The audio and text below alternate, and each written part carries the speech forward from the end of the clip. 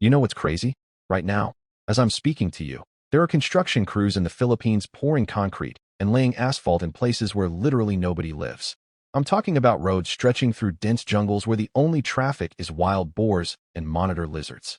Highways cutting through mountains where the nearest village is 50 kilometers away. And here's the thing that kept me up at night researching this. It's all intentional.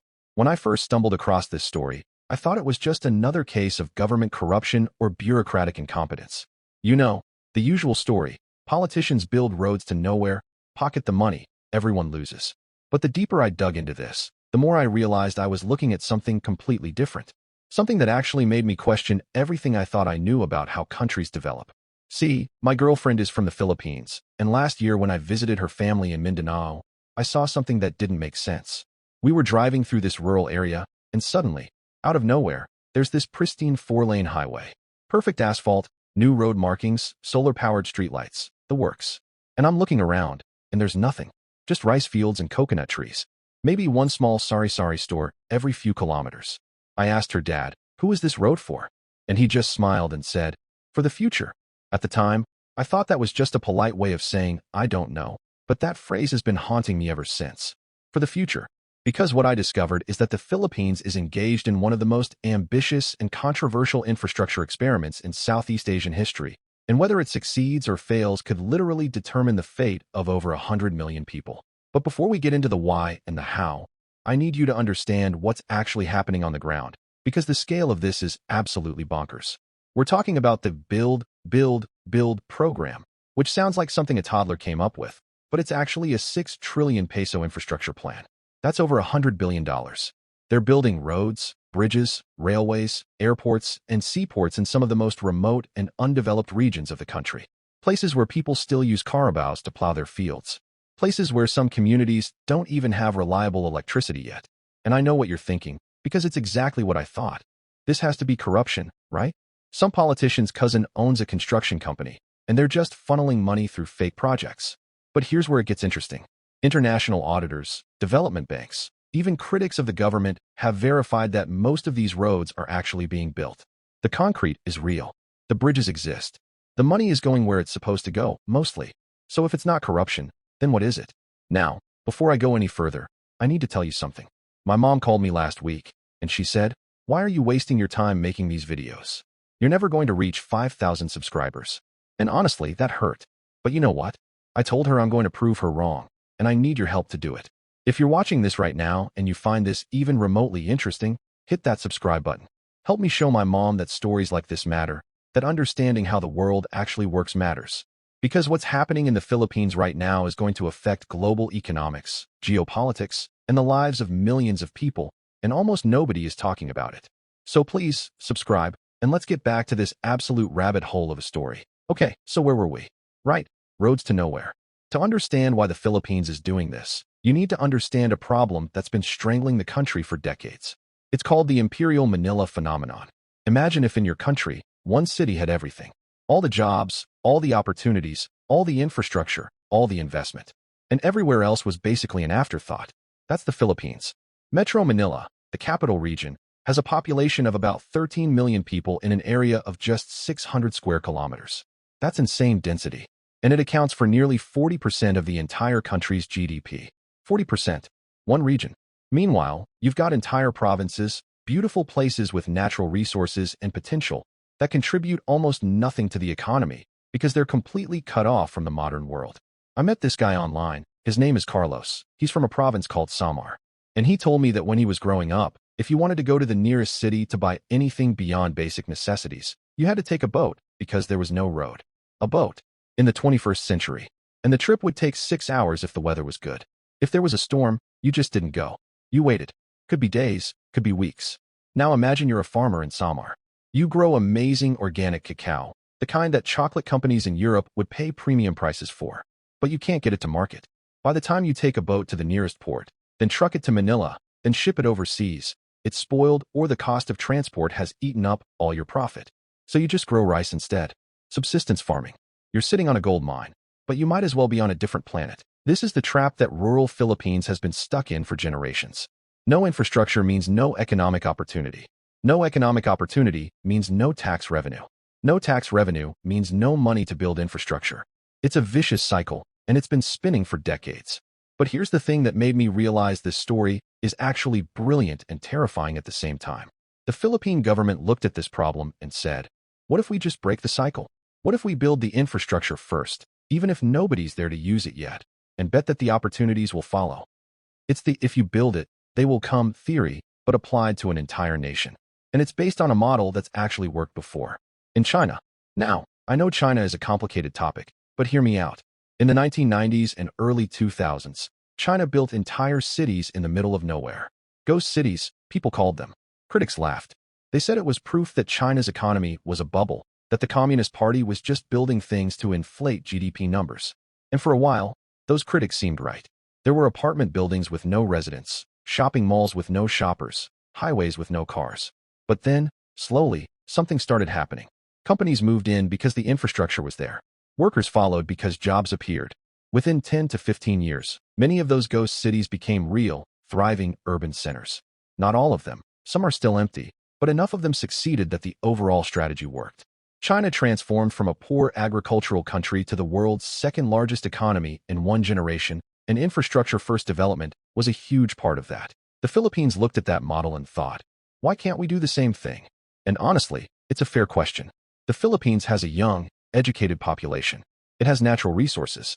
It has strategic location in one of the busiest shipping lanes in the world. The only thing it's been missing is the infrastructure to tie it all together. So they started building roads through jungles, bridges to islands that barely had electricity, railways connecting cities that most people in Manila had never even heard of. And the thing is, it's actually starting to work in some places. There's this road called the Samar Pacific Coastal Road. When it was announced, people thought it was absurd. Why would you build a highway along the coast of one of the poorest provinces in the country? But they built it anyway. And you know what happened? Tourism exploded. Suddenly, places that were completely inaccessible became weekend getaway destinations. Surf spots that only hardcore adventurers knew about became tourist hotspots. Local businesses appeared. Jobs were created. Young people who would have migrated to Manila stayed in their hometowns because there was actually opportunity. I talked to this woman, Maria, who runs a small resort in Samar now. 10 years ago, she was working as a domestic helper in Hong Kong, sending money back to her family. She told me she never thought she'd be able to come home and make a living. But when the road was built, she saw an opportunity. She borrowed money, built a few cottages, started promoting on social media. Now she employs 12 people from her village. 12 families that have income because a road was built where nobody lived. And this is happening all over the country. In Mindanao, the Davao Samal Bridge project is connecting an island to the mainland. Before, you had to take a ferry, and it was the bottleneck that prevented the island from developing. Now, they're building a bridge, and investors are already buying land, planning resorts, factories, logistics centers. The bridge isn't even finished yet, and it's already changing the economy. But, and this is a massive but, not every road to nowhere is becoming a road to somewhere. And this is where the story gets complicated and honestly kind of troubling. Because for every success story like Samar, there are places where roads have been built and absolutely nothing has happened. I found reports of highways in remote parts of Mindanao that are already crumbling because nobody uses them and there's no budget for maintenance. Bridges that connect two communities that are both economically dead, so now they're just connected in their poverty. It's heartbreaking. And here's the darker side of this whole thing. Some of these infrastructure projects aren't really about economic development at all. They're about geopolitics and control. In areas where there are insurgencies, where communist rebels or separatist groups operate, the government has been building roads and military installations under the guise of development. And I get it, you need security for development to happen, but it's a chicken and egg thing. Are you building roads to help people, or are you building roads to move troops? I talked to a journalist who covers Mindanao, and she told me that some communities are actually suspicious of new roads because they see them as tools of surveillance and militarization, not development. That's a perspective you don't hear in the government press releases, but it's real. And then there's the debt. Oh boy, the debt. Because the Philippines doesn't have $100 billion just lying around to fund all this construction. They're borrowing. Heavily. A lot of it from China, through the Belt and Road Initiative. And this is where alarm bells start ringing for a lot of people. China has been lending money to developing countries all over Asia, Africa, and Latin America to build infrastructure. Sounds great, right? Except there's a pattern. Countries borrow money they can't pay back, and then China gets strategic assets. It happened in Sri Lanka with the Hambantota port. Sri Lanka couldn't pay the debt, so they handed over the port to China on a 99-year lease. Suddenly, China has a military-capable port in the Indian Ocean. Now, the Philippines has been more careful than some countries. They've limited Chinese involvement in critical infrastructure, diversified their lending sources, worked with Japan, Korea, and multilateral development banks. But still, the debt is piling up. And if the economic growth doesn't materialize, if these roads to nowhere stay roads to nowhere, the Philippines could find itself in a very uncomfortable position. There's this concept in development economics called the infrastructure trap. It's when a country takes on massive debt to build infrastructure, betting that growth will follow and pay for it all. But if the growth doesn't come, you're stuck with debt payments you can't afford and infrastructure you can't maintain. And the infrastructure starts to decay, which makes it even less likely that growth will ever come.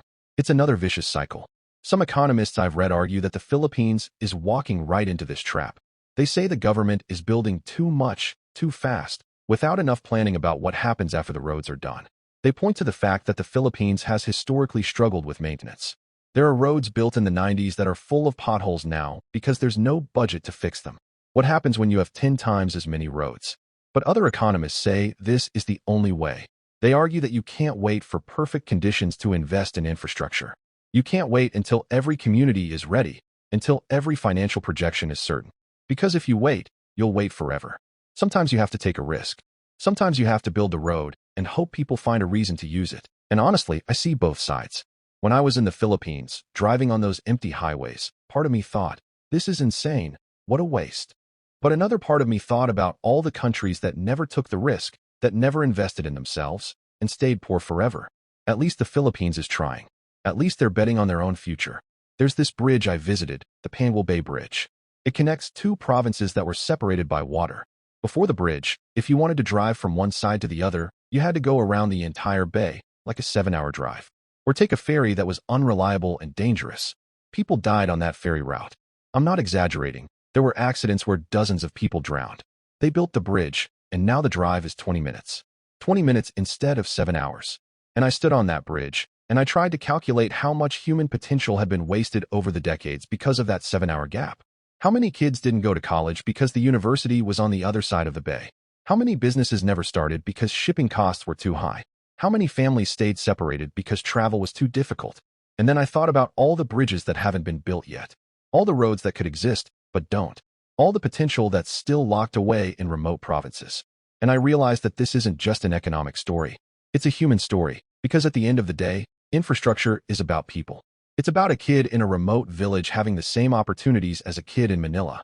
It's about a farmer being able to get his products to market without losing half the value to transport costs. It's about a mother being able to get her sick child to a hospital in time.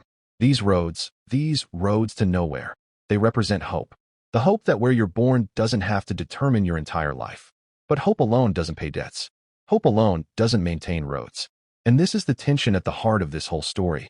The Philippines is basically running a massive experiment, and nobody knows if it's going to work. In 20 years, we might look back and say, that was genius. They transformed their entire economy. Or we might say, that was reckless. They bankrupted themselves building infrastructure they didn't need. What makes it even more complicated is that this isn't happening in a vacuum. The whole world is watching.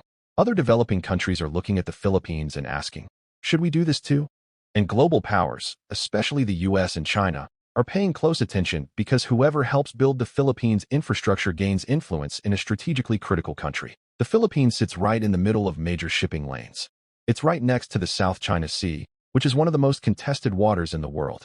It's been a US ally for decades, but it's also economically dependent on China. So every road that gets built, every port that gets upgraded, every railway that gets constructed, it all plays into this larger geopolitical chess game. And the people actually living in these places, they're just trying to survive. They don't care about belt and road initiatives or great power competition.